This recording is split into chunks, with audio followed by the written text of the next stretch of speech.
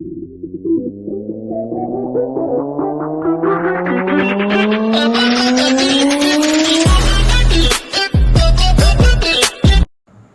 Hello and welcome to the physiology marking first year series. इसमें हम सबसे ज़्यादा चैप्टर को डिस्कस करेंगे। इंपॉर्टेंट चैप्टर, सबसे ज़्यादा इंपॉर्टेंट। यार इस चैप्टर को जितना मैं कम कहूँ इंपॉर्टेंट, उतना ये ज़्यादा है। यकीन माने ये चीज़ आपको इतना काम आएगी आपकी फ्यूचर लाइफ में भी कि आप सोच भी नहीं सकते। इतने पेशेंट्स इसके आते हैं। ये चीज़ आपके समझने में के लिए भी ज़रूरी है और बहुत ज़्यादा इंपॉर्टेंट है। सबसे पहले सर्कुलेटरी शॉक और इसके काजेज़ अपनी इंफॉर्मेशन के लिए आपने लाजमी करने हैं, ठीक है जी। उसके बाद आते हैं हम यूक्यूज़ की तरफ। Stages of shocks send ups में रिपीट हुआ है, यूएचएस में नहीं है, लेकिन ये करिएगा लाजमी, इतना ही कर लीजिएगा, करेगा लाजमी। अच्छा, एंडोटॉक्सिन्स मस्ट डू, इसमें से कुछ स्किप नहीं करना आपने। एंडोटॉक्सिन्स यूक्यू नहीं है, मस्ट डू, ठीक है। क्लासिफिकेशन यूएचएस का यूक्यू है, बहुत बार आया हुआ, ये आपने करना ही करना है, ठीक है जी। तो ये जो है हमने क्लासिफिकेशन का बता दिया, स्टेजेस का बता दिया, सर्कुलेटरी शॉक्स का। अच्छा, एक बात याद रखें कि जो शॉक्स होता है मतलब उसमें प्रोग्रेसिव स्टेज है, ये किस तरह से मतलब इतनी ज़्यादा वॉस्ट हो जाती है, यानी कि और से ज़्यादा गंदी होती जाती है, इतनी ख़तरनाक हो जाती है कि डेथ ही होती है। उससे आगे सोल्यूशन ही नहीं बचता, मतलब इम्पॉसिबल होता है वहाँ से पेशेंट का आना। तो इरिवर्सिबल स्टेज कैसे आती है, किस पॉजिटिव फीडबैक से होती है? होता ये है कि सबसे पहले आपको शॉक हुआ किसी भी पेशेंट को, और उसकी पॉजिटिव फीडबैक मतलब वो इतना बढ़ता गया कि वो प्रोग्रेसिव शॉक को बहुत ज़्यादा इंक्रीज़ कर गया और वहाँ से वापस आना नामुमकिन हो जाता है ऑलमोस्ट। तो वो क्वेश्चन आता है, उसमें आपने क्या करना होता है, ये वाला ड्रा करना होता है, ये वाला, ठीक है जी।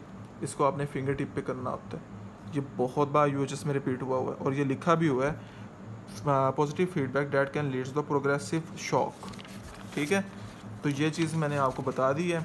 अब कार्डियोजेनिक शॉक और सेप्टिक शॉक, उससे पहले मैं आपको एक इम्पोर्टेंट यूको बता दूं जो 2021 के प्रॉफ में भी आया और इससे पहले भी कितनी बार हुआ है मैं आपको गिन के बता नहीं सकता, इतना इंपॉर्टेंट है हाइपोवॉल्मिंग।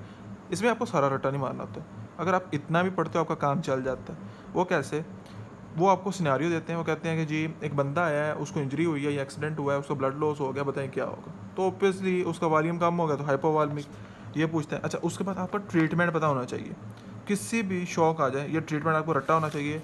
अच्छा, ये अलग अलग शॉक का मैंने एक ट्रीटमेंट लिखा हुआ है, ये मैं आपको जूम करके दिखा देता हूँ। ये अपनी बुक पे लाजमी मेंशन कर लीजिएगा। ये मैंने BRS और एक्स्ट्रा काफ़ी सारे बुक से लिखा हुआ है, और ये मैंने निमोनिक भी लिखा हुआ है, HSC सना, ठीक है। और इस तरह ये आप याद कर सकते हैं। अच्छा, उसके बाद आता है सेप्टिक शॉक, जिसे ब्लड पॉइजनिंग भी कहते हैं। ये अक्सर औकात जो हमारे प्रॉफ टेस्ट है या सेंडअप्स हैं उनमें आया हुआ होता है। उसके बाद कार्डियक शॉक्स, जो कार्डियक शॉक है ये पीछे भी हम पढ़ के आए हैं, यहाँ पे पढ़ के वहाँ पे कर लें तो ईजियर है, यहाँ पे कोई ज़रूरत नहीं होती, ठीक है जी। ट्रीटमेंट आपने लाजमी करना है। और सर्कुलरी अरेस्ट, ये आपकी डेफिनेशन बाज़ दफ़ा पूछ लेते हैं, ये आपने लाजमी करनी है। यार बेसिकली इस चैप्टर में से आप कुछ छोड़ोगे तो अपने पाँव के आप कुल्हाड़ी मारोगे। मैं आपको वास्ते भी डालता हूँ, जो मर्ज़ी कह लें वो करता हूँ, इस चैप्टर का कुछ नहीं छोड़ना। प्लीज़ प्लीज़ प्लीज़, इस चैप्टर का कुछ नहीं छोड़ना। अगर कुछ छोड़ोगे तो यकीन माने, कुछ छोड़ के जाओगे ना वही पेपर में आएगा, कुछ छोड़ के जाओगे वही पेपर में आएगा। इस चैप्टर में से इतना डर होता है, ठीक है। अच्छा, आगे हम आ जाते हैं। आगे ये जो दो वैल्यूज़ हैं ये आनी चाहिए, और रॉयंट फिनोमिना और रॉयंट डिजीज़ ये आनी चाहिए, और ये वाला जस्ट आपने अपनी जो है इंफॉर्मेशन के लिए करना है। ऐसे जो है ये एक्चुअली सेकेंड ईयर का क्वेश्चन है, लेकिन एक इन्फो के लिए आप कर लें तो वेल एंड गुड, ना करें तो कोई फ़र्क नहीं पड़ता। लेकिन ये 2 पेजेस फिरदौस से कर लें तो बहुत अच्छा है।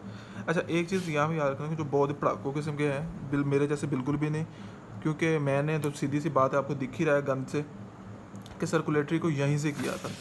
तो जो लोग इसको BRS या फिर क्या नाम है उसका गाइडेंस से करना चाहें वो कर सकते हैं, इस चैप्टर को स्पेशली, ठीक है। लेकिन मैं कहूँगा तो इसको करने और पास पेपर को करने वो लाजमी है। अब थोड़ा सा मैं आपको इस चैप्टर के गाइडेंस बता देता हूँ कि आपने एक्चुअली में स्पेशल प्रिपरेशन कैसे करनी है। फ़र्स्ट ऑफ़ ऑल आपने जितनी भी हाईलाइटिंग करवाई है मैंने और आपकी ये मार्किंग हुई है वो सारी की सारी मार्क कर लेनी है अपनी बुक पे, स्पेशली फिरदौस पे, ठीक है। उसके बाद आपने इसको चैप्टर वाइज लेके चलना है, ना कि धड़ाधड़ एक ही दिन में। चैप्टर वाइज इस तरह लेके चलना है, जो भी क्वेश्चन आपको मैंने मार्क करवाए वो करना है। 60 पास्ट पेपर खोलना है, जहाँ से आपको क्वेश्चन बेस्ट लगा मैं आपको ये प्रेफर करूँगा कि पास पेपर पे आंसर पुट करें, खुद बनाएं आंसर्स, उनको अच्छा बनाएं, ठीक है, और इन रिलेट करके उन चीज़ों को आप अपने लिए बेहतर बनाएं। जैसे ही आपके मतलब सपोज कोई भी क्वेश्चन आया है जी, हाइपरवॉल्मिक क्वेश्चन आ गया है, तो उसमें आपने आंसर लिखना है, आपको इतनी फिंगर टिप पे आता हो कि यार जब ये आएगा ना, मैंने इस हेडिंग को इस लाइन पे लिखना है और इसमें ये मटेरियल लिखना है। जब आप ये करना सीख जाओगे ना, यकीन मानो आप नंबर अगले के हाथ से लेना सीख जाओगे, छीनना सीख जाओगे, वो आपका नंबर काट नहीं पाएगा। सो इंशाल्लाह ताला होपफुली आपको बात समझ में आई होगी और ये काफ़ी आपकी हेल्प करेगा। मिलते हैं इंशाल्लाह ताला नेक्स्ट सीरीज़ में, जो हमारी स्पेशल एनाटॉमी पे होगी, स्पेशल एम्ब्रियोलॉजी पे सॉरी होगी। अल्लाह हाफिज़, स्टे ब्लेस्ड।